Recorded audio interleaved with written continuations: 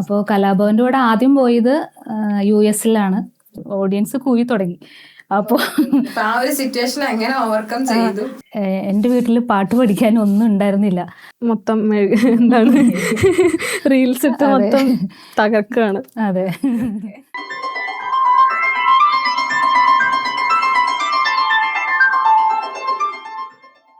Sam സ്റ്റോക്സിന്റെ പുതിയൊരു എപ്പിസോഡിലേക്ക് എല്ലാവർക്കും സ്വാഗതം. ഇന്നത്തെ നമ്മുടെ അതിഥി സംഗീത ലോകത്ത് തന്റെ മധുരമായ ശബ്ദം കൊണ്ട് ജനഹൃദയങ്ങൾ കീഴടക്കിയ കലാഭവൻ ബിന്ദു ചേച്ചിയും ചേച്ചിയുടെ പാത പിന്തുടർന്ന മകൾ കൃഷ്ണപ്രിയയുമാണ്. ഇരുവരെയും സാം സ്റ്റോക്സിലേക്ക് സ്വാഗതം ചെയ്യുന്നു.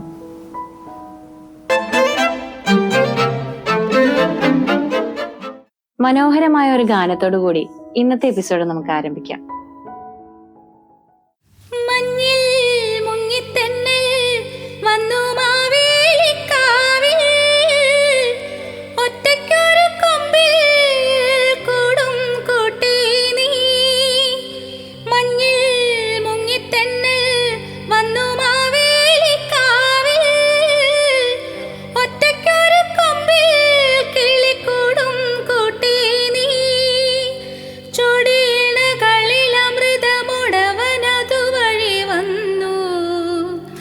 ഒരു ചെറു കുളിരല ഇളകി നിന്നോമൽ കരളിൽ മഞ്ഞണിക്കൊമ്പിൽ ഒരു കിങ്ങിണിത്തുമ്പിൽ താനിരുന്നലിഞ്ഞാടിടുന്നൊരു സുമംഗലി കുരുവി ഇണയെവിടെ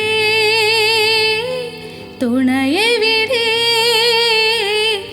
ഇണയെവിടെ തുണയെവിടെ സിന്ദൂരക്കുരുവി മഞ്ഞണിക്കൊമ്പിൽ.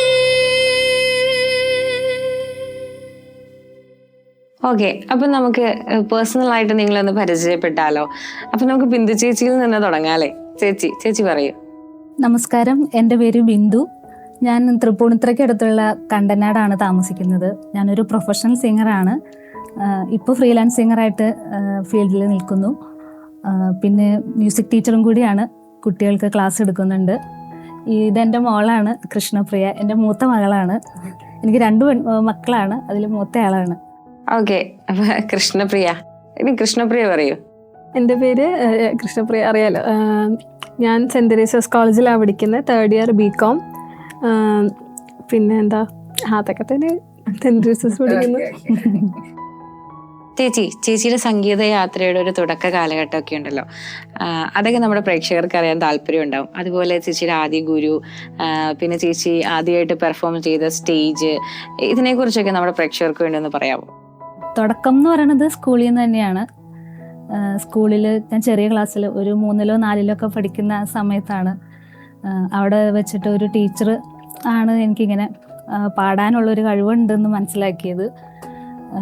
അല്ലാതെ വീട്ടിലൊക്കെ ഇങ്ങനെ പാടുമായിരുന്നു, പക്ഷേ ഇങ്ങനെ എന്താണ്, സ്കൂളിലോ അല്ലെങ്കിൽ വേറെ എവിടെയും പുറത്തൊന്നും പാടിയിട്ടുണ്ടായിരുന്നില്ല. അപ്പോൾ കുട്ടികൾക്കും ഒക്കെ അറിയാം, എൻ്റെ കൂടെ പഠിക്കുന്ന കുട്ടികൾക്കൊക്കെ അറിയാം ഞാൻ പാടണ കാര്യം. അപ്പോൾ ഞാൻ ആ പഠിക്കുന്ന സമയത്ത് വെള്ളിയാഴ്ച ദിവസങ്ങളിൽ ലാസ്റ്റ് 2 പീരീഡ് ക്ലാസ് മീറ്റിംഗ് എന്ന് പറഞ്ഞിട്ടൊരു ഇതുണ്ടായിരുന്നു.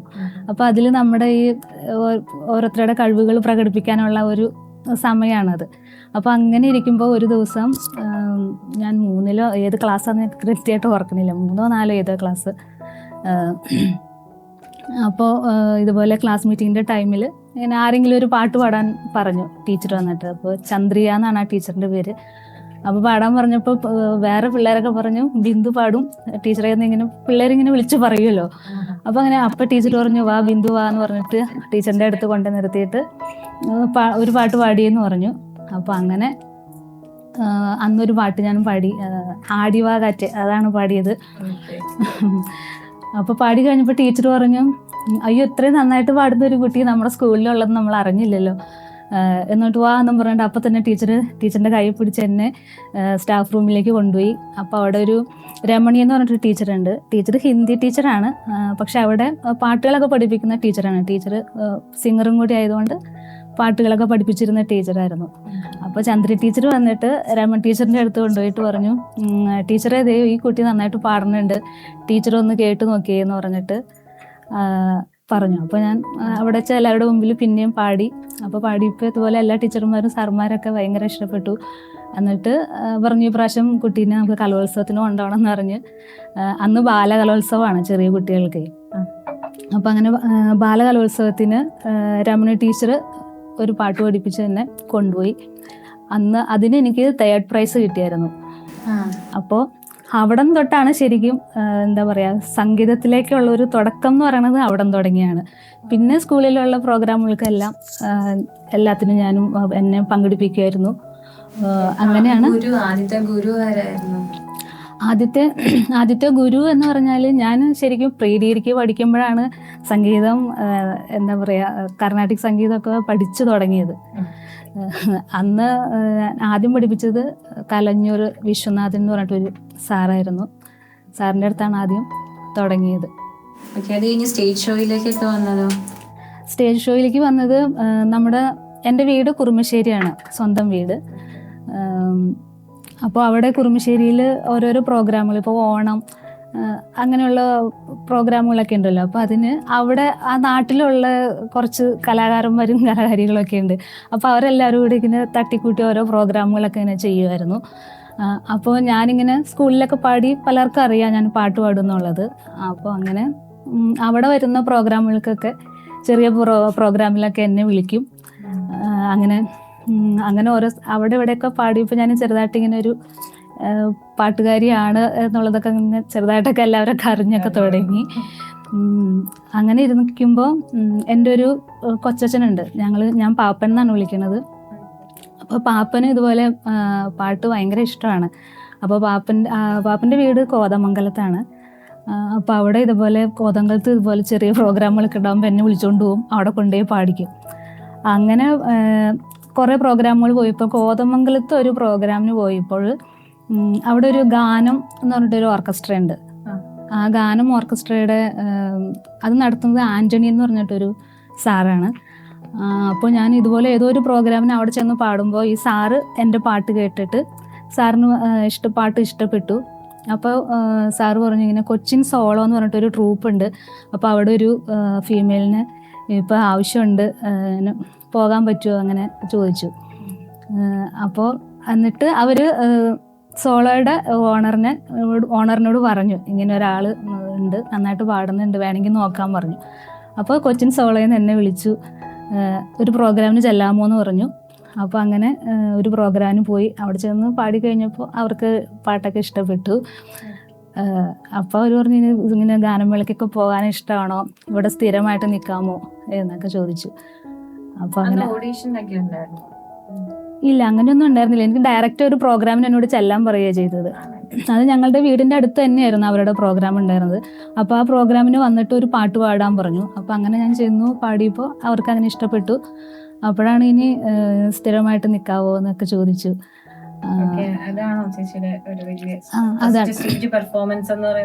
അതെ, അല്ല ഫസ്റ്റ് പെർഫോമൻസ് എന്ന് പറയുന്നത് അതല്ല, ഞാൻ പറഞ്ഞല്ലോ ചെറിയ പ്രോഗ്രാമുകളൊക്കെ പറഞ്ഞല്ലോ, അങ്ങനെ ഒരു ഇതാണ് അങ്ങനെ ആദ്യമായിട്ട് അങ്ങനെ ഗാനമേളയ്ക്ക് ഒരു പാട്ട് പാടുന്നത് ഹൃദയവനിയിലെ ഗായികയോ എന്നുള്ളൊരു പാട്ടുണ്ടല്ലോ, അത് ഞാനും വീടിൻ്റെ അടുത്തുള്ള ഒരു ചേട്ടനും കൂടി ആണ് പാടിയത്. അതാണ് എൻ്റെ ആദ്യമായിട്ട് സ്റ്റേജിൽ ഞാൻ ആദ്യമായിട്ട് പാടുന്ന പാട്ട് അതാണ്. പിന്നെ സോളോയിൽ വന്നു കഴിഞ്ഞപ്പോൾ അച്ഛന് ഒത്തിരി താല്പര്യക്കുറവുണ്ടായിരുന്നു ഇങ്ങനെ ഗാനമേളയ്ക്കൊക്കെ പോകാനൊക്കെ. പിന്നെ എനിക്ക് എന്താ പറയുക, എനിക്ക് ഭയങ്കര ഇഷ്ടമായിരുന്നതുകൊണ്ട് പിന്നെ എൻ്റെ നിർബന്ധത്തിന് വഴങ്ങി പിന്നെ അച്ഛൻ സമ്മതിച്ചു. അങ്ങനെ കൊച്ചിൻ സോളോയിൽ വന്നു, ഒരു പ്രൊഫഷണൽ ആയിട്ട് വന്നത് അങ്ങനെയാണ്. ചേച്ചി അറിയപ്പെടുന്നത് തന്നെ കലാഭവൻ ബിന്ദു എന്നാണ്. അപ്പോൾ കലാഭവനിൽ വർക്ക് ചെയ്തുകൊണ്ടാണ് ചേച്ചിക്ക് ആ പേര് വന്നതെന്ന് നമുക്ക് എല്ലാവർക്കും അറിയാം. അപ്പോൾ എങ്ങനെയാണ് കലാഭവനിൽ ചേച്ചി എത്തിപ്പെട്ടത്, അതിനെക്കുറിച്ച് പറയാമോ? കലാഭവനിൽ വന്നത് ഞാൻ ആദ്യം പറഞ്ഞല്ലോ, കൊച്ചിൻ സോളോയിലാണ് ഞാൻ ആദ്യം പാടിക്കൊണ്ടിരുന്നത്. അപ്പോൾ അവിടെ ഉണ്ടായിരുന്ന ഒരു കീബോർഡിസ്റ്റ് സേവ്യർ എന്ന് പറഞ്ഞിട്ടൊരു ചേട്ടനും, പിന്നെ അതുപോലെ തബല വായിക്കുന്ന ഒരു മോഹൻ എന്ന് പറഞ്ഞിട്ടൊരു ചേട്ടനും അതിനു മുന്നേ കലാഭവനിലേക്ക് പോയിട്ടുണ്ടായിരുന്നു. അപ്പോൾ ആ സമയത്ത് കലാഭവനിലൊരു ഫീമെയിലിന് ആവശ്യമായിട്ട് വന്നു. അപ്പോൾ ഇവർ രണ്ടുപേരും കൂടി പറഞ്ഞു, ഇങ്ങനെ ഒരാളുണ്ട് എന്ന് പറഞ്ഞു. എന്നിട്ട് ഇവർ വീട്ടിൽ വന്നിട്ട് എന്നോട് പറഞ്ഞു, ഇങ്ങനെ കലാഭവനിൽ ഒരു ഫീമെയിലിന് വേണം. അപ്പോൾ അവിടെ ഇൻ്റർവ്യൂ നടക്കുന്നുണ്ട്. അപ്പോൾ ഓരോ ദിവസങ്ങളിലും അവിടെ ഇങ്ങനെ സിംഗേഴ്സ് വന്ന് ഇങ്ങനെ അവർ ഇൻ്റർവ്യൂ ചെയ്യുകയാണ് ആ ഒരു ഫീമെയിലിനെ എടുക്കാൻ വേണ്ടിയിട്ടേ. അപ്പോൾ ഇൻ്റർവ്യൂ നടന്നുകൊണ്ടിരിക്കുകയാണ്. അപ്പോൾ ഒന്ന് വേണമെങ്കിൽ ഒന്ന് പോയി പാടി നോക്കാൻ പറഞ്ഞു അവിടെ ചെന്നിട്ട്, കലാഭവനിൽ ചെന്ന്. അപ്പോൾ സത്യം പറഞ്ഞാൽ നമുക്ക് എന്താ കലാഭവൻ എന്നൊക്കെ പറഞ്ഞാൽ നമുക്ക് അന്നൊക്കെ കലാഭവനിലെത്തി പോയിടാന്ന് പറഞ്ഞാൽ ഭയങ്കര ഒരു വലിയൊരു കാര്യമാണ്. അപ്പോൾ അതുകൊണ്ട് തന്നെ ഒരു പ്രതീക്ഷയൊന്നുമില്ല അങ്ങനെ പോയാലും കിട്ടും എന്നുള്ള ഒരു പ്രതീക്ഷ അങ്ങനെയൊന്നും ഉണ്ടായിരുന്നില്ല. അപ്പോൾ ഇവർ പറഞ്ഞു നിങ്ങൾ എന്തായാലും ഒന്ന് പോയി നോക്ക്, ഇന്ന് തന്നെ പോകണം, അല്ലെങ്കിൽ ചിലപ്പോൾ വേറെ ആളായി പോകുമെന്ന് പറഞ്ഞു. എന്നിട്ട് പിന്നെ അങ്ങനെ ഞാനും അമ്മയും കൂടി പിന്നെ എറണാകുളത്ത് കലാഭവനിൽ വന്നു കഴിഞ്ഞിട്ട് ഇതുപോലെ പറഞ്ഞ പോലെ ഇൻ്റർവ്യൂ ഉണ്ടായിരുന്നു. അപ്പോൾ ആബേലച്ചനും അതുപോലെ അന്ന് അവിടെ കലാഭവനിൽ മെയിനായിട്ട് പാടുന്ന ജിമ്മി എന്ന് പറഞ്ഞൊരു ചേട്ടനാണ്, കലാഭവൻ ജിമ്മി ചേട്ടനും പിന്നെ അവിടുത്തെ മാനേജറും എല്ലാവരും കൂടി ഇരുന്നിട്ടാണ് ഇൻ്റർവ്യൂ ഒക്കെ ചെയ്തത്. അപ്പോൾ അച്ഛൻ്റെ കുറേ സ്പെഷ്യൽ പാട്ടുകളുണ്ട്, ഓരോരുത്തർ വരുമ്പോൾ പാടിച്ചു നോക്കണേ. അതൊക്കെ പാടിക്കഴിഞ്ഞാൽ അവർ ഓക്കെ ആണെന്നാണ് ആബേലച്ചൻ്റെ ഒരു ധാരണ. അപ്പോൾ അങ്ങനെ കുറേ പാട്ടുകളൊക്കെ പറഞ്ഞു. അപ്പോൾ അത് പറഞ്ഞ പാട്ടുകളൊക്കെ ഞാൻ പാടി കഴിഞ്ഞിട്ട് വെയിറ്റ് ചെയ്യാൻ പറഞ്ഞു. അങ്ങനെ വെയിറ്റ് ചെയ്തു. അത് കഴിഞ്ഞ് അപ്പോഴും സത്യത്തിൽ ഞാൻ ഒട്ടും പ്രതീക്ഷിക്കണില്ല എനിക്ക് കിട്ടും എന്നുള്ളതേ. അത് കഴിഞ്ഞ് പിന്നെ കുറച്ച് കഴിഞ്ഞപ്പോൾ അതിനെ വിളിപ്പിച്ചിട്ട് പറഞ്ഞു പാട്ടൊക്കെ നന്നായിട്ടുണ്ട്, പാട്ട് പഠിക്കുന്നുണ്ടോ എന്ന് ചോദിച്ചു. അപ്പോൾ പറഞ്ഞു കുറച്ച് പഠിച്ചിട്ടുണ്ട് എന്ന് പറഞ്ഞു. അപ്പോൾ കുറച്ച് പഠിച്ചാൽ പോരാ, ഇനിയും പഠിക്കണം കുറച്ചും കൂടി. എന്തായാലും പാട്ട് ഇഷ്ടപ്പെട്ടു, അപ്പോൾ അടുത്ത പ്രോഗ്രാമിന് തുടങ്ങി പോരെ എന്ന് പറഞ്ഞു. അതെ, സെലക്റ്റഡ് എന്ന് പറഞ്ഞു. അങ്ങനെയാണ് കലാഭവനിലേക്കുള്ള ഒരു എൻട്രി. നമ്മൾ ഇത്രയും നേരം സംസാരിച്ചുകൊണ്ടിരിക്കുകയായിരുന്നു. അപ്പൊ നമ്മുടെ പ്രേക്ഷകർക്ക് വേണ്ടി ഒരു ഗാനം പാടിയാലോ? സന്ധ്യേ കണ്ണീരിതെന്തേ സന്ധ്യേ സ്നേഹമയീ കേഴുകയാണോ നീയും നിൻമുഖം പോൽ നൊമ്പരം പോൽ നിൽപ്പൂ രജനീഗന്ധി സന്ധ്യേ കണ്ണീരിതെന്തേ സന്ധ്യേ സ്നേഹമയീ കേഴുകയാണോ നീയും നിൻമുഖം പോൽ നൊമ്പരം പോൽ നിൽപ്പൂ രജനീഗന്ധി സന്ധ്യേ കണ്ണീരിതെന്തേ സന്ധ്യേ. കലാഭവനിലല്ലാണ്ട് ചേച്ചി വേറെ ഏതൊക്കെ ട്രൂപ്പുകളിലാണ് വർക്ക് ചെയ്തിട്ടുള്ളത്?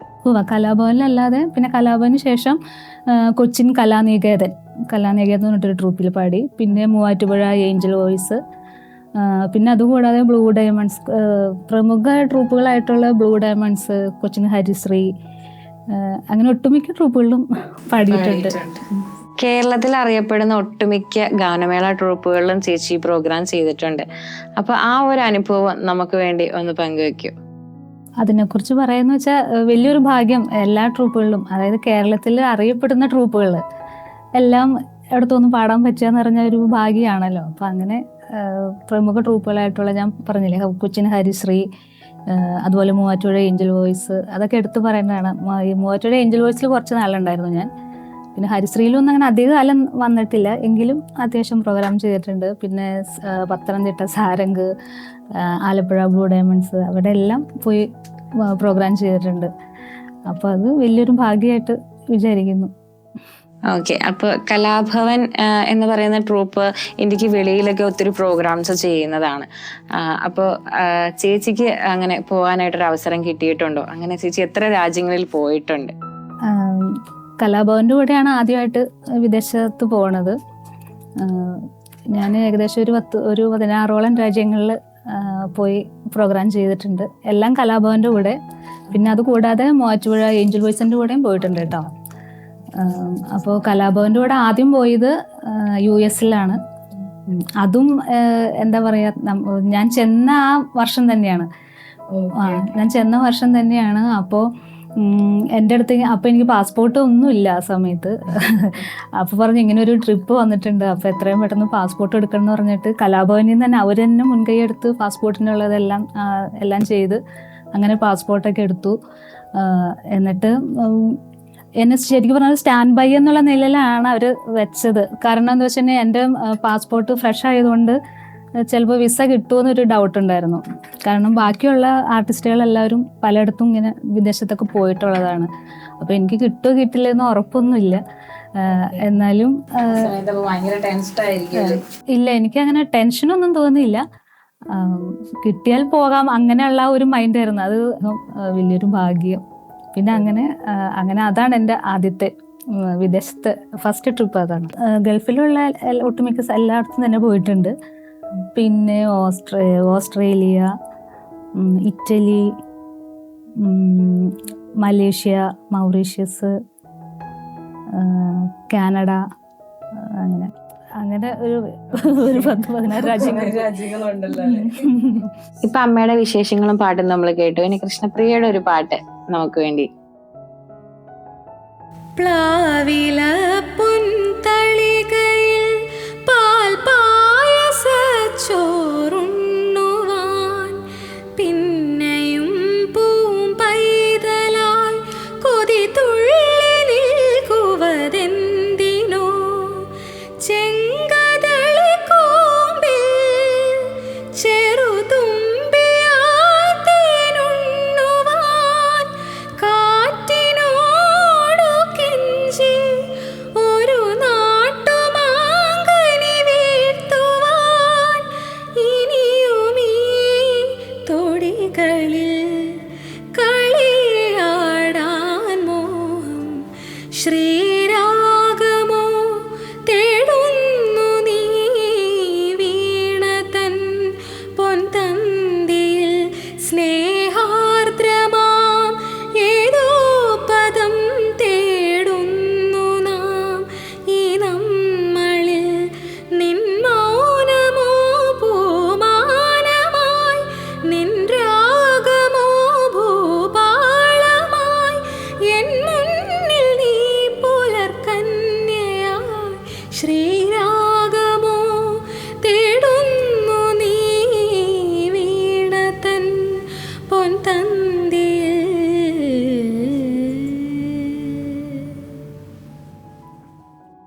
അപ്പൊ അമ്മയുടെ സംഗീത പാത തുടർന്ന് വരുന്ന ഒരാളാണല്ലോ കൃഷ്ണപ്രിയ.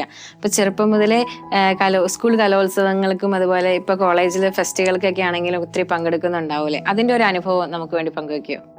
സ്കൂൾ മുതൽ ഓരോ കോമ്പറ്റീഷനൊക്കെ പോകാറുണ്ട്. അങ്ങനെ 5ാം ക്ലാസ് മുതൽ കലോത്സവത്തിനൊക്കെ പാർട്ടിസിപ്പേറ്റ് ചെയ്യാറുണ്ട്. അങ്ങനെ ലൈറ്റ് മ്യൂസിക് ആണ് മെയിനായിട്ടും പോവാറ്. അപ്പോൾ എല്ലാ വർഷവും പ്രൈസൊക്കെ കിട്ടാറുണ്ട്, ഫസ്റ്റ് പ്രൈസൊക്കെ കിട്ടാറുണ്ട്. പിന്നെ സ്റ്റേറ്റ് ലെവല് ഞാൻ 9ൽ പഠിക്കുമ്പോഴാണ് സ്റ്റേറ്റ് ലെവലിലേക്ക് പോകുന്നത്. അല്ല എല്ലാ വർഷം 5ാം ക്ലാസ് മുതൽ സ്റ്റേറ്റ് ലെവലിൽ പോവും. പക്ഷെ 9ൽ അങ്ങാണ്ടായപ്പോഴാണ് ആദ്യമായിട്ട് 3rd പ്രൈസ് വന്നത്. സ്റ്റേറ്റ് ലെവലിൽ അന്നൊക്കെ ഇച്ചിരി എന്താ പറയുക ടെൻഷൻ അടിച്ചൊക്കെ പാടി ടഫായിട്ട് പാടിയതായിരുന്നു.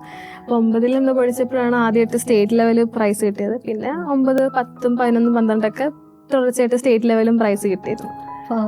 ഫസ്റ്റ് പ്രൈസ് ലൈറ്റ് മ്യൂസിക്കിന് ഫസ്റ്റ് പ്രൈസ് കിട്ടിയിട്ടുണ്ടായിരുന്നു. കോളേജിൽ മ്യൂസിക് ക്ലബ്ബുണ്ട്. അപ്പോൾ അവിടെ ആക്ടിവിറ്റീസിലൊക്കെ അത്യാവശ്യം നന്നായിട്ടൊക്കെ പാർട്ടിസിപ്പേറ്റ് ചെയ്യും. ക്ലബിൽ ആക്റ്റീവാണ്.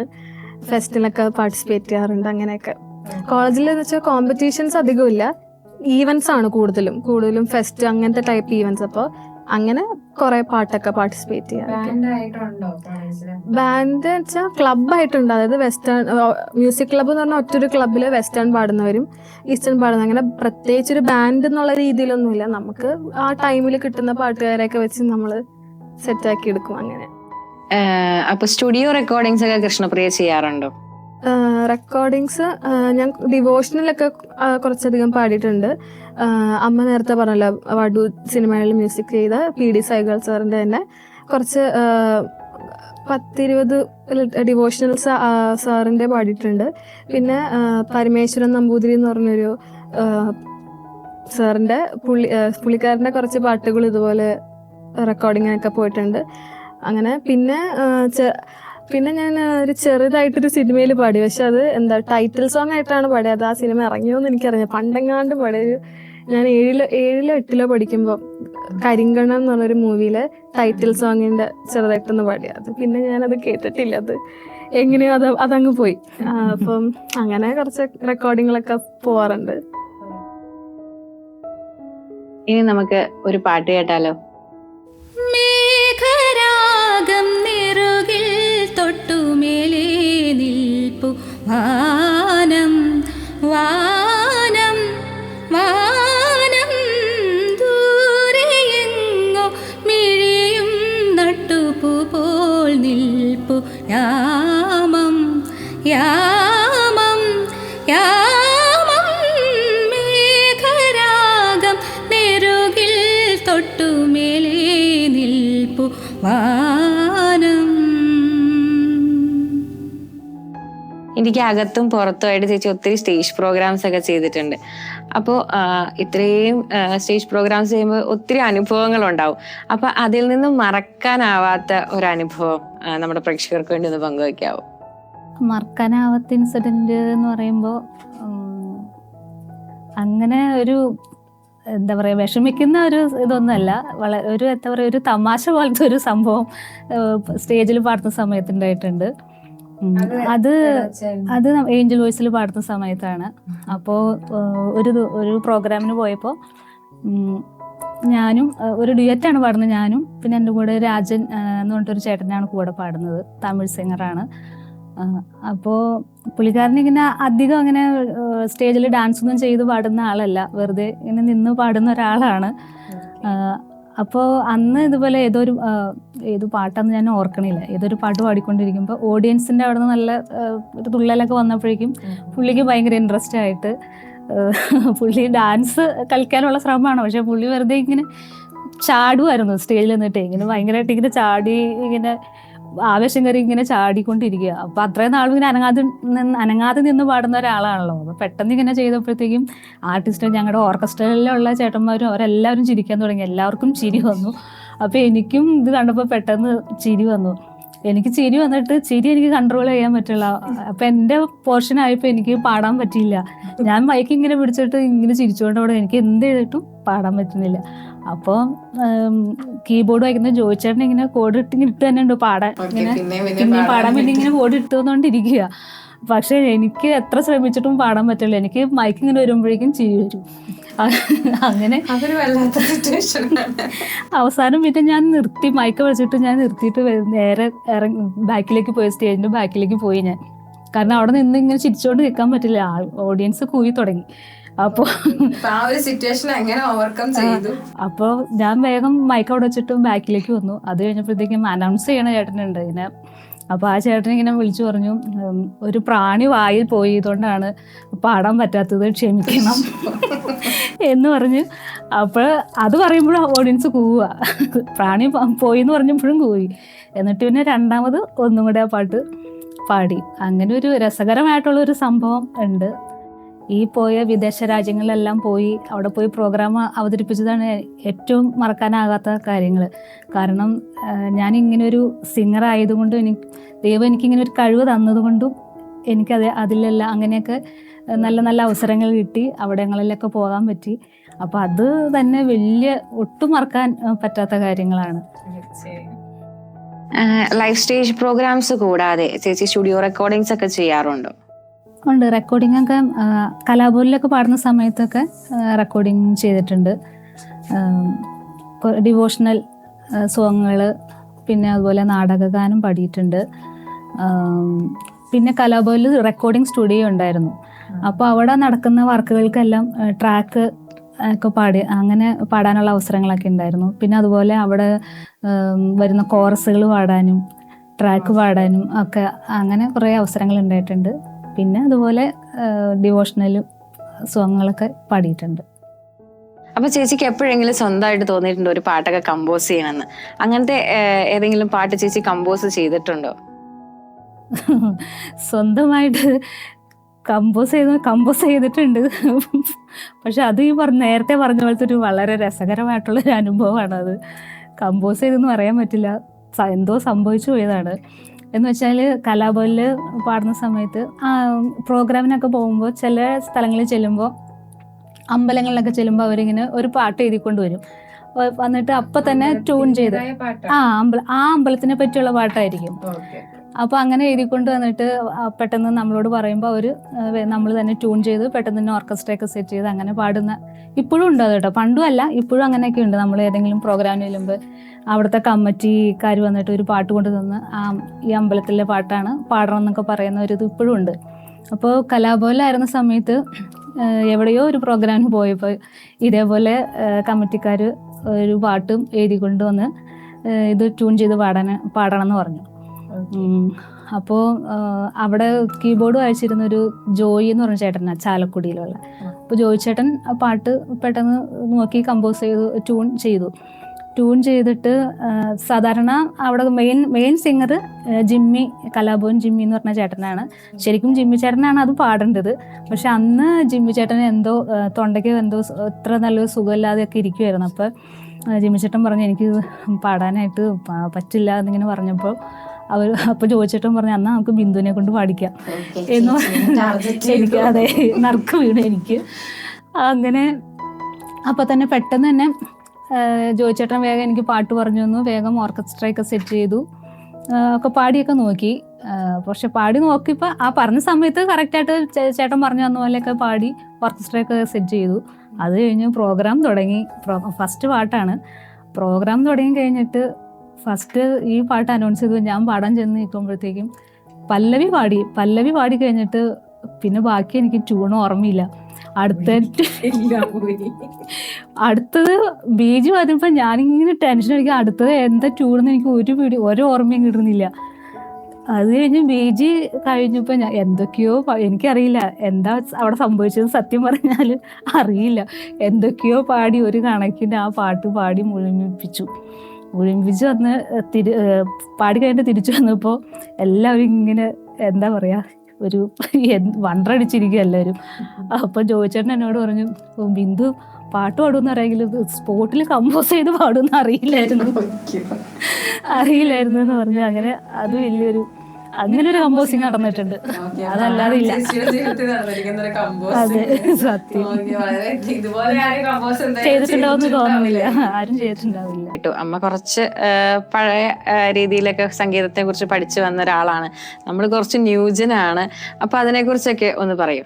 എന്റെ തുടക്കം അറിയണമെങ്കിൽ അമ്മയോട് ചോദിക്കുന്നതായിരിക്കും നല്ലത്. അപ്പൊ തുടക്കത്തിൽ അറിയണമെങ്കിൽ അമ്മയോട് ചോദിച്ചു. അതും ശരിക്കും പറഞ്ഞാല് ഇവള് ഒരു 2 വയസ്സൊക്കെ ആയപ്പോൾ തുടങ്ങി ഇങ്ങനെ പറഞ്ഞാലൊന്നും തിരിയില്ലാത്തൊരു പ്രായമുണ്ടല്ലോ. അപ്പം തൊട്ടേ സത്യം പറഞ്ഞാൽ പാടി തുടങ്ങി. പാടുന്ന വാക്കുകളൊക്കെ എന്തൊക്കെയാണ്, പക്ഷേ ഒരു പാട്ട് കേട്ട് കഴിഞ്ഞാൽ അതിങ്ങനെ പഠിച്ച് ആ ട്യൂണിൽ പാടുമായിരുന്നു. 2 വയസ്സ് മുതലേ അങ്ങനെ പാടുമായിരുന്നു. അതാണ് ശരിക്കും തുടങ്ങി. അങ്ങനെ ഓങ്കാരം സംഗീൽ എന്ന് പറഞ്ഞത് വെറുതെ ഒരു ഭാര്യയിലെ പാട്ട്, അത് അച്ഛന്റെ നെഞ്ചത്ത് കിടന്ന് ഫുൾ അച്ഛൻ കരോക്കെ അല്ലേ പ്ലേ ചെയ്ത്, ഒറിജിനൽ പാട്ട് പ്ലേ ചെയ്തിട്ടുണ്ടായിരുന്നു. അപ്പൊ അതിന്റെ കൂടെ ഫുള്ള് ഇരുന്ന് അച്ഛന്റെ മടി നെഞ്ചത്ത് കിടന്ന് പാടി. അങ്ങനെ ഇവൾക്ക് പക്ഷെ ഓർമ്മ ഉണ്ടാവില്ല. അത് കഴിഞ്ഞ് അതിന്റെ ഒരു വീഡിയോ ഫോണിൽ റെക്കോർഡ് ചെയ്തിട്ടുണ്ടായിരുന്നു. അത് കണ്ടിട്ടാണ് ഞാൻ അങ്ങനെ പാടി എന്നുള്ളത് ഞാൻ അറിയണത്. അപ്പൊ അത് മ്യൂസിക് അതിന്റെ എന്താ പറയാ അതിന്റെ ബീജി ഒക്കെ ഉണ്ടല്ലോ, അതെല്ലാം വായ കൊണ്ട് തന്നെ ഇങ്ങനെ കേൾപ്പിച്ച് ഫുള്ളും പാട്ടും ബീജിയും എല്ലാം ഇങ്ങനെ പാടുമായിരുന്നു. അത് കഴിഞ്ഞിട്ട് എങ്ങനെയാണ് ഈ ഒരു ഇതിനകത്തേക്ക് വന്നത്? അത് കഴിഞ്ഞിട്ട് പിന്നെ സ്കൂളിൽ പോയപ്പോൾ അവിടെ LKG വെച്ച് എൻ്റെ ഒരു ടീച്ചറുണ്ട്, ഷൈനി എന്ന് പറയുന്നൊരു മിസ്സ്. മിസ്സ് ഇങ്ങനെ ക്ലാസ് അസംബ്ലിക്ക് എപ്പോഴും പ്രെയർ സോങ് ഒക്കെ പാടണം. അപ്പോൾ അങ്ങനെ ഓരോ പ്രാവശ്യം ഓരോ പിള്ളേർ അങ്ങനെ എന്തോ എനിക്ക് ഓർമ്മയില്ല. അപ്പോൾ അങ്ങനെ ഒരു ഗ്രൂപ്പിൽ എന്നെ പാടിച്ചപ്പോഴാണ് മിസ്സ് മനസ്സിലായത് എനിക്ക് പാടാനായിട്ട് ഉണ്ടെന്ന് പറഞ്ഞു. അങ്ങനെ മിസ്സാണ് ആദ്യമായിട്ട് എനിക്ക് ആക്ഷൻ സോങ് പഠിപ്പിച്ചു തന്നു. അങ്ങനെ ആക്ഷൻ സോങ് പാടി ലൈറ്റ് മ്യൂസിക് പഠിപ്പിച്ചു തന്നു. അങ്ങനെ ചെറിയ കോമ്പറ്റീഷനിലൊക്കെ അങ്ങനെ പോയി. അപ്പോൾ അമ്മ ലൈവ് സ്റ്റേജ് പ്രോഗ്രാംസ് ഒക്കെ ചെയ്യുന്ന ഒരാളാണ്. അപ്പൊ കൃഷ്ണപ്രിയ എപ്പോഴെങ്കിലും ലൈവ് സ്റ്റേജ് പ്രോഗ്രാംസ് ചെയ്തിട്ടുണ്ടോ? അമ്മയുടെ ഒപ്പം ചെയ്തിട്ടുണ്ടോ? ലൈവ് സ്റ്റേജ് പോവാറുണ്ട് ഇടയ്ക്ക്. അമ്മയോടൊപ്പം പാടിയിട്ടുണ്ട്. ആദ്യം അമ്മയോടൊപ്പം ഒരു സ്റ്റേജിൽ പാടുന്ന വെച്ച് കഴിഞ്ഞാൽ ഫ്ലവേഴ്സിലൊരു കോമഡി ഉത്സവം എന്ന് പറഞ്ഞ ഷോ ഉണ്ടായിരുന്നു. അപ്പൊ അവിടെയാണ് ആദ്യമായിട്ട് ഞാൻ അമ്മയുടെ കൂടെ ശിവകരം എന്ന് പറഞ്ഞൊരു ശിവകര ഡാമരുക എന്ന് പറഞ്ഞ സോങ് പാടുന്നത്. അങ്ങനെ ആദ്യം ഒരു വലിയ സ്റ്റേജ് അതാണ്. പിന്നെ ഈ അടുത്ത് തന്നെ മഴയിൽ മനോരമയിൽ പാട്ടിലെ തരം എന്ന് പറഞ്ഞൊരു ഷോ ഉണ്ടായിരുന്നു. അപ്പം അതിൽ ഞങ്ങൾ പാർട്ടിസിപ്പേറ്റ് ചെയ്തു. അതിൽ 50,000 രൂപ ആദ്യ പ്രൈസും കിട്ടി. പിന്നെ ഫസ്റ്റായിട്ട് ഗോൾഡ് കോയിൻ റിസീവ് ചെയ്യുന്ന കണ്ടസ്റ്റൻസ് ആയിരുന്നു ഞാനും അമ്മയും പാടിയത്. അപ്പം അങ്ങനെ അമ്മയുടെ കൂടെ അത്യാവശ്യം കുറച്ച് സ്റ്റേജുകളിലൊക്കെ പാടിയിട്ടുണ്ട്. ചേച്ചിക്ക് ഏറെ ഇഷ്ടമുള്ള മക്കൾക്ക് വേണ്ടി പാടാൻ തോന്നുന്ന ഒരു പാട്ട് നമ്മുടെ പ്രേക്ഷകർക്ക് വേണ്ടി ഒന്ന് പാടാവോ? എന്തു പറഞ്ഞാലും നീ എൻ്റേതല്ലേ വാവേ, നിന്നു പിണങ്ങാതെ ഒന്നുകൂടെ പോരൂ പൂവേ, മാനത്തെ കൂട്ടിൽ മഞ്ഞുമൈനയുറങ്ങിയിലേ, താരാട്ടും പാട്ടിൽ മണിത്തത്തയുറങ്ങിയിലേ, പിന്നെയും നീ എൻ്റെ നെഞ്ചിൽ ചായും ചെല്ലിൻ വാതിൽ എന്തേ മുട്ടിയില്ല, എന്തു പറഞ്ഞാലും നീ എൻ്റേതല്ലേ വാവേ, നിന്നു പിണങ്ങാതെ ഒന്നുകൂടെ പോരൂ പൂവേ. ചെറുപ്പം മുതലേ ചേച്ചി പാട്ട് പാടുന്ന ഒരാളാണല്ലോ. അപ്പോൾ ഈ ലൈവ് സ്റ്റേജ് ഷോസ് അല്ലാണ്ടും ഈ റെക്കോർഡിംഗ് സെക്ഷൻസ് അല്ലാണ്ടും ചേച്ചിക്ക് സിനിമയിൽ പാടാൻ എപ്പോഴെങ്കിലും അവസരം കിട്ടിയിട്ടുണ്ടോ? സിനിമയിൽ പാടാൻ ഒരു അവസരം കിട്ടി. അത് ഈ തൊട്ടടുത്ത സമയത്ത് തന്നെയാണ്. വടു എന്ന് പറയുന്ന ഒരു സിനിമയിൽ അതിൻ്റെ സംഗീത സംവിധായകൻ നമ്മുടെ തൃപ്പൂണിത്തുറ തന്നെയുള്ള PD സൈഗാൾ എന്ന് പറഞ്ഞൊരു ചേട്ടനാണ്. അപ്പോൾ അതിൽ പക്ഷെ ആ പാട്ട് സിനിമയിലില്ല. സിനിമയിൽ അത് മധുബാലകൃഷ്ണനാണ് പാടിയിരിക്കുന്നത്. അപ്പോൾ അതിൻ്റെ ഒരു ഫീമെയിൽ വെർഷൻ എന്നെ കൊണ്ട് പാടിച്ചിട്ടുണ്ട്. അത് യൂട്യൂബിൽ ഉണ്ടാവും. അപ്പോൾ ഇപ്പോൾ പാട്ട് യൂട്യൂബിൽ വന്നിട്ടില്ല. അതാണ് ആദ്യമായിട്ട് പാടുന്നത്, സിനിമ എന്നുള്ളൊരു ലെവലിൽ പാടുന്നത്. ഓക്കെ. കൃഷ്ണപ്രിയയ്ക്ക് പാടാനായിട്ടുള്ള ഒരു കഴിവ് ഒക്കെ കിട്ടിയിരിക്കുന്നത് ചേച്ചിയുടെ കയ്യിൽ നിന്നാണ്. അപ്പോൾ ചേച്ചിക്ക് എവിടെ നിന്നാണ് ഈ കഴിവുകളൊക്കെ കിട്ടിയിരിക്കുന്നത്? എനിക്കും എൻ്റെ അമ്മയിൽ നിന്ന് തന്നെയാണ് സംഗീതം കിട്ടിയത്. അമ്മ പാടും. അമ്മയുടെ ഫാമിലിയിൽ എല്ലാവരും പാട്ടുകാരാണ്. എല്ലാവരും, പക്ഷെ ആരും പ്രൊഫഷണൽ സിംഗേഴ്സ് അല്ല. എല്ലാവർക്കും പാടാനുള്ള കഴിവുണ്ട്. എല്ലാവരും നന്നായിട്ട് പാടും. എല്ലാവരും, അമ്മയുടെ അച്ഛൻ, അമ്മയുടെ ആങ്ങളമാര്, അനിയത്തി, എല്ലാവരും പാട്ടുകാരാണ്. അവര് ഫുൾ പാട്ടുകാരാണ്. അങ്ങനെ ആ ഒരു പരമ്പരയാണ് എനിക്ക് കിട്ടിയത്. അമ്മയുടെ ഒരു അനിയത്തി മ്യൂസിക് ടീച്ചറാണ്. അങ്ങനെ അപ്പോൾ ആ ഒരു പാരമ്പര്യം അവിടുന്ന് ഇവിടേക്ക് എത്തി.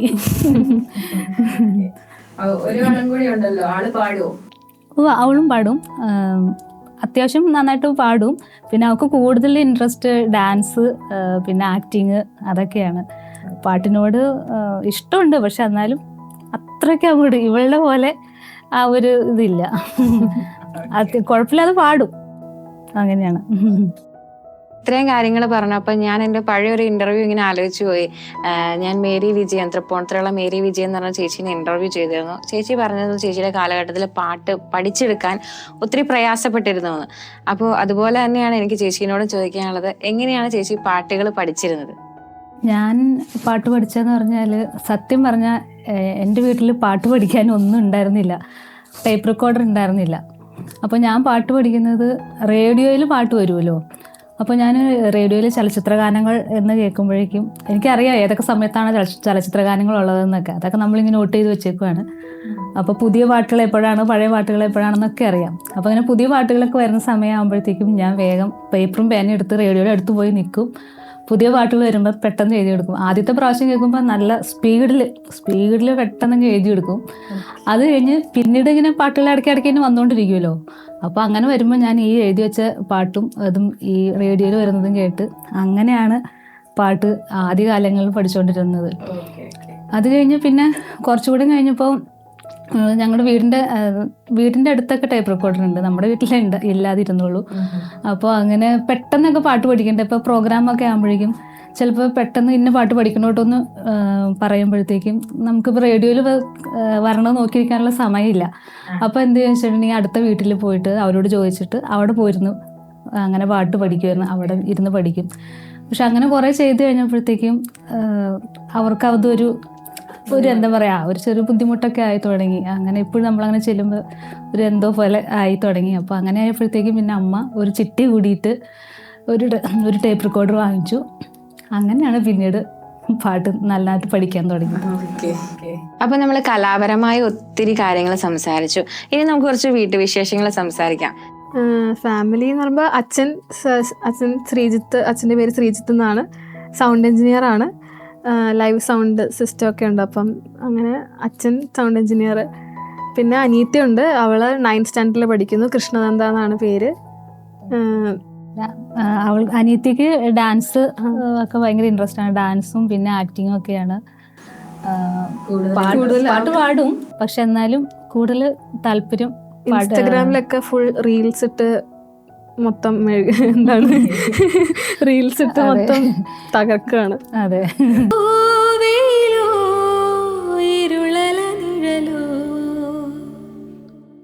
അമ്മ നന്നായിട്ട് പാട്ട് പാടുന്ന ഒരാളാണ്. അതുപോലെ തന്നെയാണ് കൃഷ്ണപ്രിയ, നന്നായിട്ട് പാടുന്ന കുട്ടിയാണ്. അനീതിയും പാടുമെന്ന് പറഞ്ഞു. അതുപോലെ അച്ഛൻ നല്ലൊരു സൗണ്ട് എഞ്ചിനീയർ ആണെന്ന് പറഞ്ഞു. അപ്പൊ നിങ്ങളുടെ കുടുംബത്തിൽ മൊത്തം കലാപരമായി അടുത്ത് നിൽക്കുന്ന ആളുകളാണ്. അപ്പൊ നിങ്ങൾക്ക് എപ്പോഴെങ്കിലും ഒരു ബാൻഡ് തുടങ്ങണം എന്നൊരു ചിന്ത വന്നിട്ടുണ്ടോ? നിങ്ങൾക്കൊരു ബാൻഡ് തുടങ്ങാനായിട്ടുള്ള എല്ലാം നിങ്ങളുടെ വീട്ടിൽ തന്നെയുണ്ട്. ബാൻഡ് ഞങ്ങൾ മുമ്പൊരു ചെറിയൊരു ബാൻഡ് പോലെ തുടങ്ങിയിരുന്നു. ഞങ്ങൾ ഇപ്പോഴും അതിന് വേണ്ടിയിട്ട് വർക്ക് ചെയ്യുന്നുണ്ട്. അത് മുന്നോട്ട് കൊണ്ടുപോകാനായിട്ട് 2-3 പ്രോഗ്രാംസ് ചെയ്തു. പിന്നെയും അത് തന്നെ ഒന്ന് മെച്ചപ്പെടുത്തി എടുക്കണമെന്നൊക്കെ ഉണ്ട്. അപ്പൊ മോസ്റ്റ് പ്രോബബ്ലി ഉടനെ അതൊക്കെ സെറ്റായി വരും. എത്രയും പെട്ടെന്നുണ്ടാവട്ടെ. സംഗീതം എന്നത് ഒരു ശബ്ദം മാത്രമല്ല, അത് തലമുറകളെ തമ്മിൽ ബന്ധിപ്പിക്കുന്ന ഒരു അനുഭവം കൂടിയാണ് എന്ന് ഇന്നത്തെ സാംസ് ടോക്സിലൂടെ നമുക്ക് എല്ലാവർക്കും മനസ്സിലായല്ലോ. ഇനിയും ബിന്ദു ചേച്ചിയും കൃഷ്ണപ്രിയയും ഒത്തിരി ഉന്നതങ്ങളിൽ എത്തട്ടെ എന്ന് ഞാൻ ആത്മാർത്ഥമായി പ്രാർത്ഥിക്കുന്നു. Thank you. ഞങ്ങൾക്കും ഇതുപോലെ ഒരു അവസരം തന്ന സാംസ് മീഡിയയില് സാംസ് ടോക്സിൽ എത്താൻ പറ്റിയതിൽ ഒരുപാട് സന്തോഷം. അപ്പൊ ഇതിന് ഈ ചാൻസ് തന്ന എല്ലാവരോടും സാംസ് മീഡിയയോട് ഒരുപാട് നന്ദി അറിയിക്കുന്നു. Thank you.